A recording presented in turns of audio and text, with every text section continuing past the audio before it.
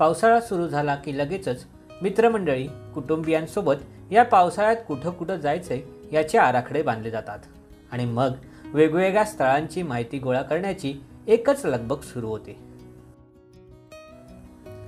परंतु 30 ठिकाणं आणि तिकडची गर्दी आठवली की बऱ्याच जणांचा हिरमोट देखील होतो। प्रत्येकाला थोडंसं ऑफबीट वेगळ्या ठिकाणी जायला नक्की आवडतं। तसा आपला महाराष्ट्राचा संपूर्ण प्रदेश नितांत सुंदर आहे आणि मंडळी पावसाळ्यात तर त्याचं सौंदर्य आणखीनच खुलून दिसतं।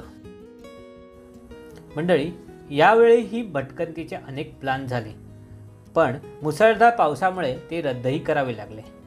थोडंसं आडवाटेला आणि गर्दी टाळण्यासाठी आम्ही कोकणातील चिपळूण जवळचे परशुराम मंदिर व रसाळगडचा पर्याय सर्वानुमते निवडला।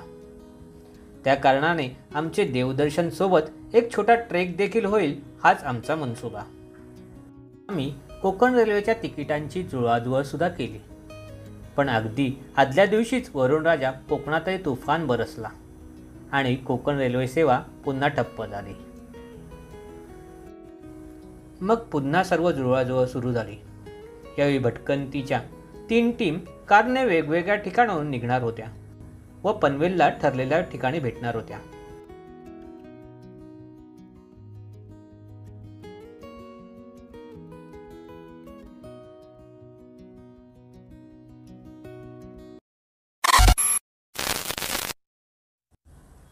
आमची आडगावची पहिली टीम पहाटे 3 वाजताच पनवेलला येऊन पोचली।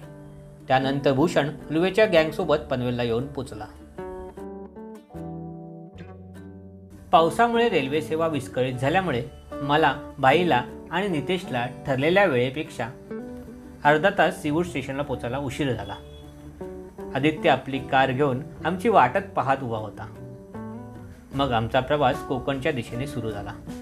आज जोरदार पाऊस कोसळत असल्यामुळे रस्त्यावर अनेक ठिकाणी पाणी भरायला सुरुवात देखील झाले होते। आम्ही पुढे मुंबई गोवा हायवेवरील वाकण येथे नाश्ता करता पहिला थांबा घेणार होतो।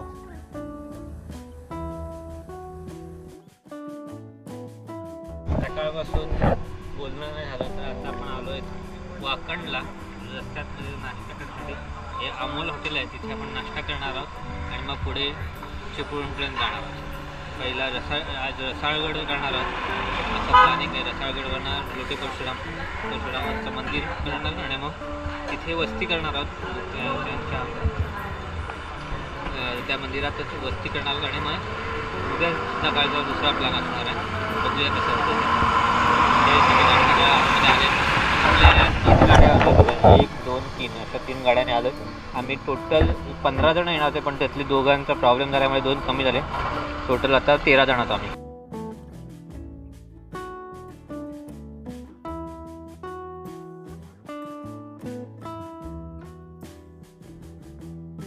वाकणला नाश्ता करून आम्ही पुढे मार्गस्थ झालो। पावसामुळे सबंध कोकण हिरवाईने नटून गेला होता। आमचा भटकंती ग्रुपचा बऱ्याच दिवसांनी 2 दिवसाचा प्लॅन झाला होता।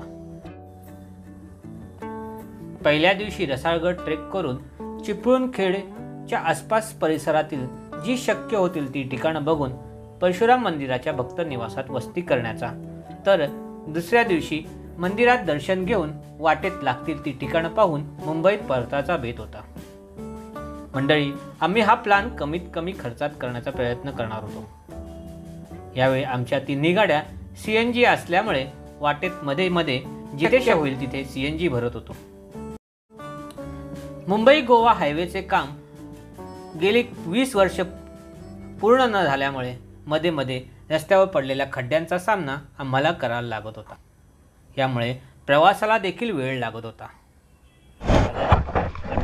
कसा गेला आतमध्ये, म्हणून सावकाश चालवा गाड्या गोवा हायवेला खास करून।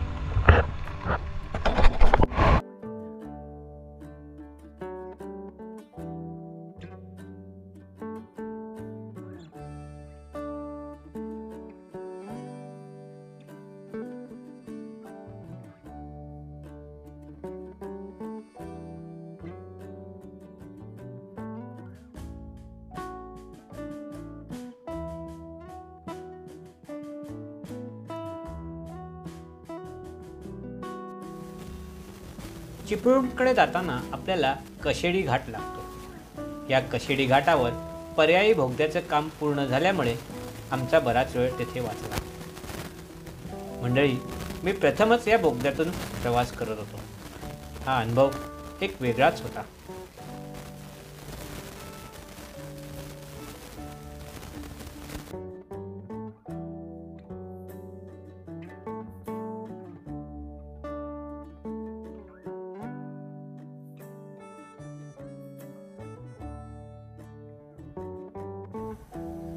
आता आम्ही खेडजवळ येऊन पोचलो। एका गाडीतला पुढचा जो बंपर आहे तो घासला आहे, त्यासाठी आम्ही आता इथे मारुती सुझुकीच्या शोरूमला थांबलो आहे। ती गाडीची वाट बघतोय। त्या थोडंसं पुढे काही प्रॉब्लेम येऊ नये म्हणून ती गाडी आम्ही रिपेरिंगला दाखवतोय। तो पण आपल्याकडे वेळ आहे। आपण आता खेडमध्ये आहोत। इथे कालिका मातेचं, काळकादेवी मातेचं मंदिर आहे। काळकाई मातेचं मंदिर आहे, तर तिथे आपण जातोय। मंदिर आहे तिकडे, हे मंदिर। वाटेत रस्त्यात पडलेल्या खड्ड्याचा अंदाज न आल्यामुळे भूषणच्या गाडीचा पुढील बंपर जोरदार आपटला। 2 दिवस प्रवास असल्यामुळे आम्ही तो खेडला मेकॅनिकला दाखवण्याचं ठरवले। तो रिपेरिंग करण्यात आमचा बराच वेळ वाया गेला। हे काम चालू असताना बाकीच्यांनी खेडची ग्रामदेवी काळकाई मातेचं दर्शन करून घेतले।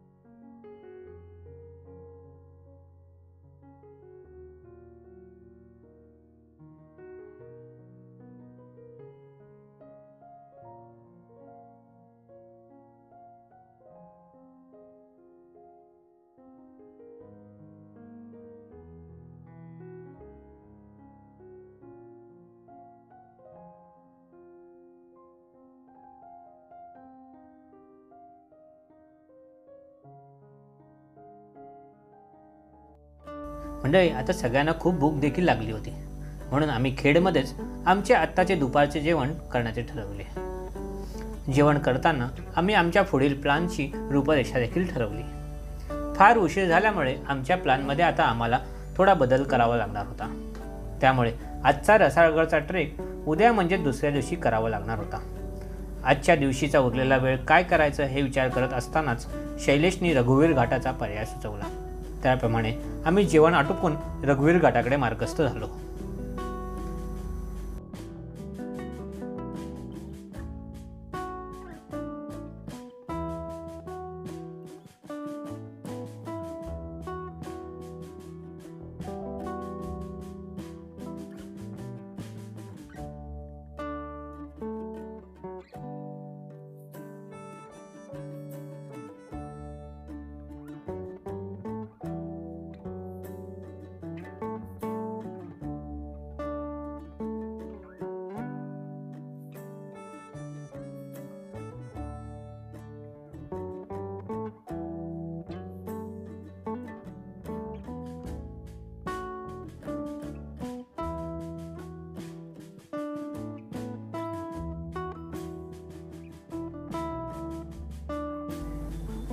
सर्वांसाठी हा परिसर नवीन असल्याने आम्ही यावेळेस गुगल मॅपची मदत घेऊन पुढे निघालो।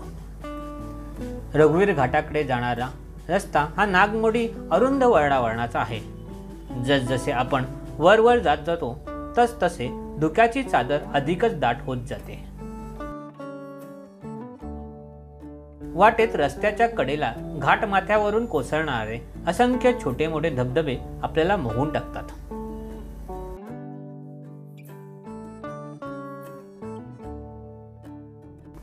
मंडळी, असे असले तरी इथे आपल्याला अनेक दरड प्रवण क्षेत्र लागतात. त्यामुळे इथे स्वतःची काळजी घेणे गरजेचे आहे.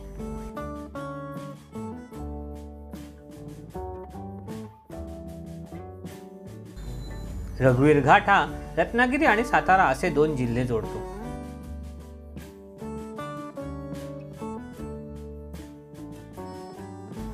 साधारण 1990-91 मध्ये या घाटाची निर्मितीला सुरुवात झाली व 2001 मध्ये हा घाट रस्ता तयार करण्यात आला.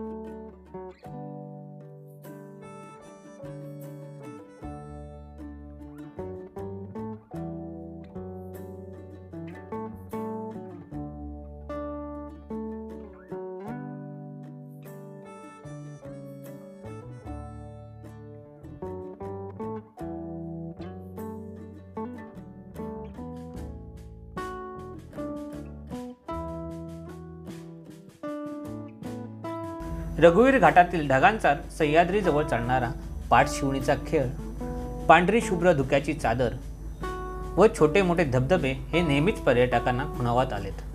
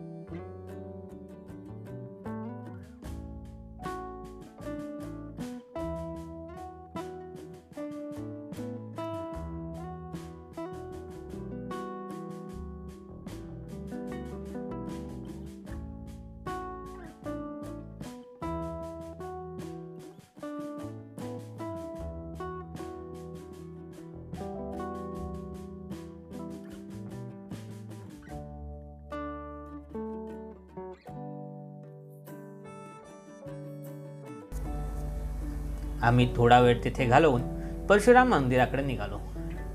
हे आजच्या दिवसातले आमचे शेवटचे ठिकाण होते.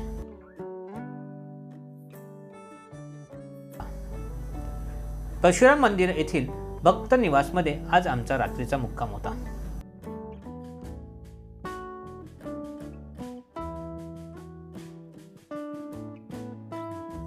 मंदिराजवळ पोहोचेपर्यंत संध्याकाळ होत आली.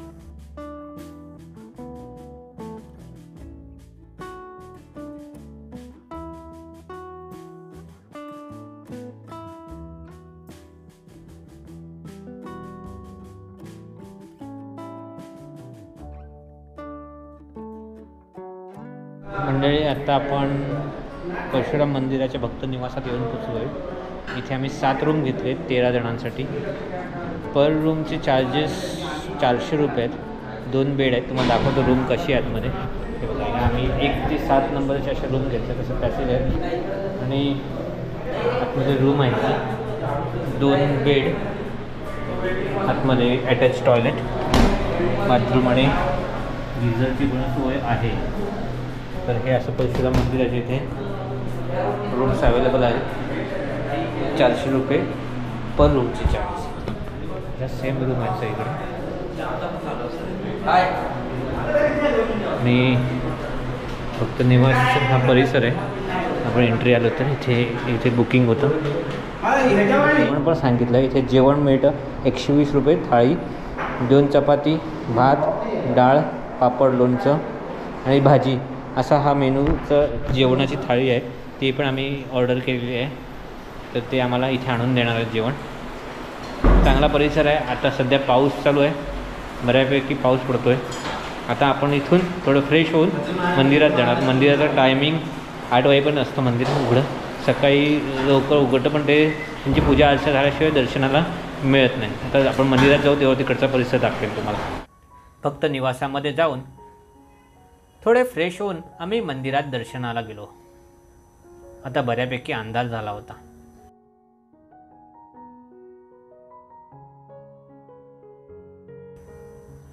मंडळी, या मंदिरात शॉर्ट्स कपडे घालून प्रवेश करण्यास मनाई आहे. मंदिरातील पुजारी गुरुजींनी आम्हाला या मंदिराची छान अशी माहिती दिली. त्याचप्रमाणे मंदिरात छायाचित्र करण्यास देखील मनाई आहे. त्यामुळे मंदिराच्या आतील भाग दाखवणे शक्य झाले नाही. या मंदिरामध्ये काळ, काम आणि परशुराम यांच्या मूर्ती आहेत. मध्यभागी असलेली परशुरामांची मूर्ती इतर 2 मूर्तींपेक्षा उंच आहे. मंदिरातील भगवंतांचे ते रूप बघून मन अगदी हरपून जातं. मंडळी, या मंदिरामध्ये आपल्याला एक पलंग देखील पाहायला मिळतो. असं सांगितलं जातं की हा पलंग अतिशय रहस्यमय आहे. भगवान परशुराम सूर्योदयाच्या वेळी हिमालयात प्रस्थान करतात, तर रात्रीच्या वेळी ते इथे वास्तव्याला असतात. त्यामुळे इथली या पलंगावरची चादर चुरगळलेली दिसते. मंदिराच्या परिसरातील त्या शांत वातावरणात थोडा वेळ घालवून आम्ही परत भक्त निवासात आलो. तिथे आमची रात्रीच्या भोजनाची व्यवस्था देखील केली होती. तर मंडळी, इथे आज आपल्या पहिल्या दिवसाची सांगता झाली. उद्या आपण रसाळगडचा ट्रेक करणार आहोत. आमचा हा व्हिडिओ तुम्हाला कसा वाटला ते आम्हाला कमेंट नक्की करून सांगा. पुन्हा एकदा उद्या भेटू रसाळगडच्या व्हिडिओमध्ये. तोपर्यंत धन्यवाद. स्वतःची काळजी घ्या.